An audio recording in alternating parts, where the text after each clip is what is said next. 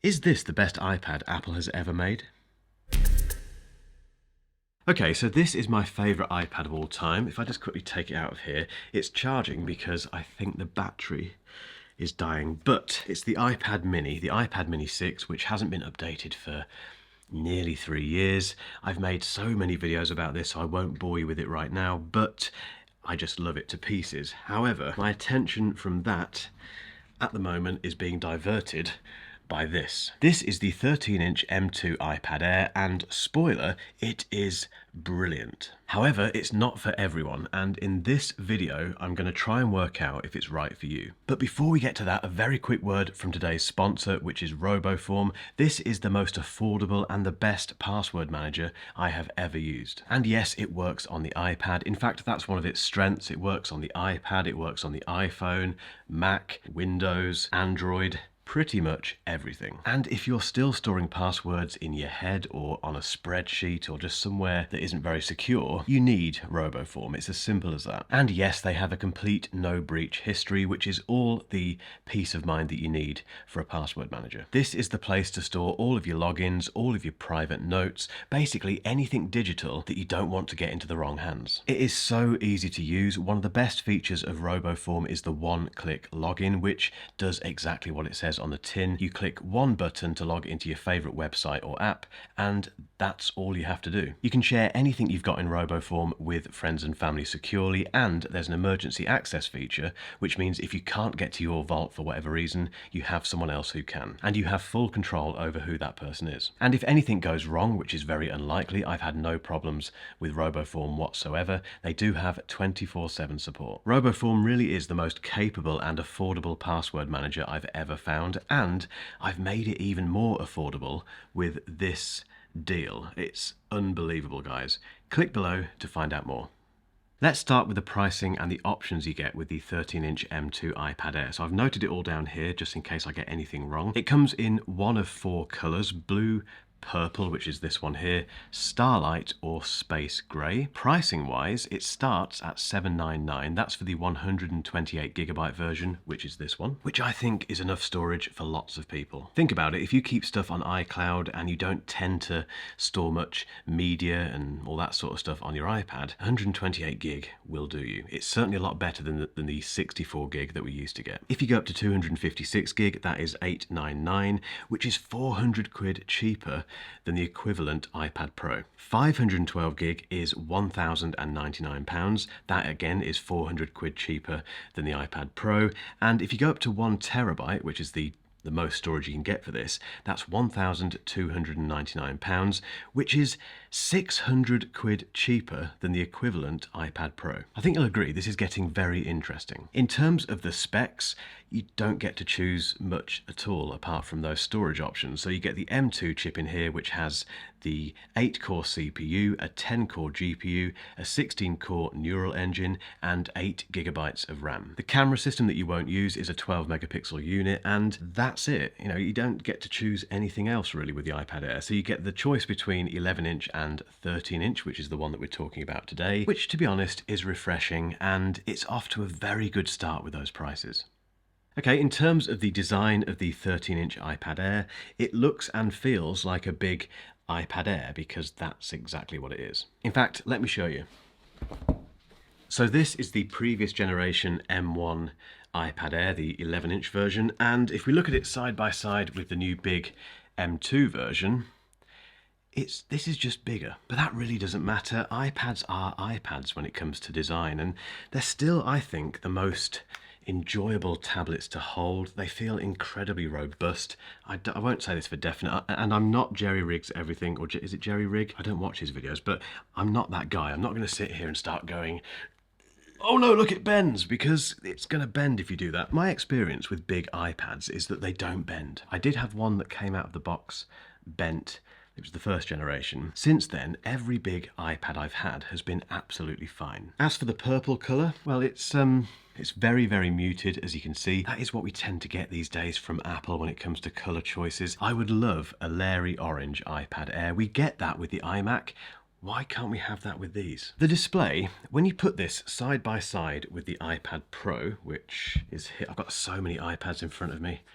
Such a first world problem, but okay, so this is the brand new iPad Pro. I challenge you to spot a difference on this video. I will do a complete full comparison between these two iPads, so make sure you hit the subscribe button and the bell not to miss that. But even the bezel size is, I think it's identical. They just look the same. And that's right down to the FaceTime camera, which is now, this is the iPad. I genuinely thought that was the iPad Pro. This is the iPad Air. So the FaceTime camera has been moved from here, which was the wrong place, to here, which is the right place. And, well, it's not the most revolutionary change that Apple has ever made, but it does mean that when you're doing a FaceTime call, you're not doing this to the people that you're talking to. So now the display is a little bit different. Well, it's a lot different to the iPad Pro, to be fair. So let's get real for a moment. I'm always real, but you know what I mean. Let's you know, put our cards on the table. So this is it an LED? Yeah, it's an LED panel. It's fully laminated, which means there's no gap or no visible gap between the display and the glass. But this iPad Pro, the new one, is an OLED panel. It's a very fancy tandem OLED panel, I think they call it. So it's got richer blacks and all that sort of stuff. The other big difference is the refresh rate. So this has ProMotion, which is a 120 Hz variable refresh rate. This has 60 Hz, which I don't think Apple quotes, but it is a lower refresh rate screen than this, and you can tell. The problem that Apple has these days is that most smartphones have high refresh rate screens, apart from the iPhone 15. Now you do get used to that 60 Hz display on here fairly quickly, you kind of forget about it, but if you then come into contact with your mate's iPad Pro, or if you've got a, you know, an iPhone 15 Pro or Pro Max, or even a 14, or, you know, if you've got an iPhone basically with ProMotion, and then you come back to this, feels a bit sluggish. The big question is, should Apple be putting ProMotion into this? Arguably, yes. I guess the reason Apple doesn't do it is because it's another point of differentiation between this and this, because performance-wise, they feel identical. Oh, before I forget, the iPad Pro does have a much brighter screen than this. So this has a peak brightness for HDR content of 1600 nits. This has just a peak brightness of 600 nits, but that's fine for most. In fact, it's fine for everyone. But anyway, the M2 chip means that this iPad Air, it's basically last season's M2 iPad Pro with a slightly worse display and a slightly worse camera system. And that's it. But there's two more very important elements about this iPad that we really need to talk about. Let's assume that you want an official Apple keyboard for your brand new 13-inch iPad Air. No problem. We have the brand new Magic Keyboard here and the not brand new Magic Keyboard here. Let's see which one this one works with. This is the previous generation, or the one that you can still buy. It's not, you know what I mean. Let's try it with that. Oh, it works. Fantastic. Brilliant. Closes. Nice. Typing works. Brilliant. However, this version of the Magic Keyboard has a couple of issues. Firstly, the trackpad is tiny, and secondly, there's no function key row, so you don't get the controls for brightness. There's no escape key. That's fine, I think, because we do have the new one, which has the function key row and a massive haptic touchpad, which is good news. Happy days.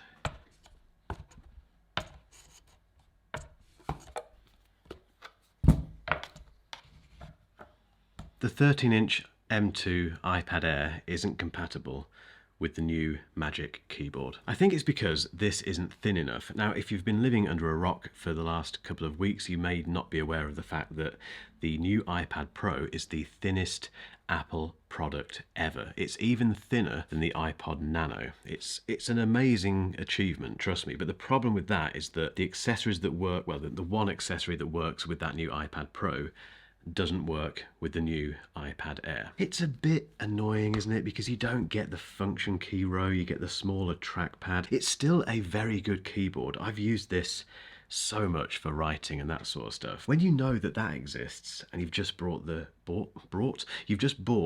new iPad Air, it's a bit annoying. And this is still 349 quid. On to the Apple Pencil. So we've got here 3 Apple Pencils. We have the USB-C version, the 2nd generation, and the brand new Apple Pencil Pro. Let's try the 2nd generation to start with.